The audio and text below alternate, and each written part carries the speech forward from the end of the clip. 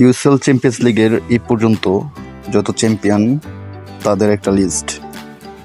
এ পর্যন্ত সবচেয়ে বেশি চ্যাম্পিয়ন্স লিগ উইন হয়েছে রিয়াল মাদ্রিদ, তারপর আছে এসি মিলান, তারপর বায়ার্ন মিউনিক, বার্সেলোনা, লিভারপুল, এরা টপ 5-এ আছে।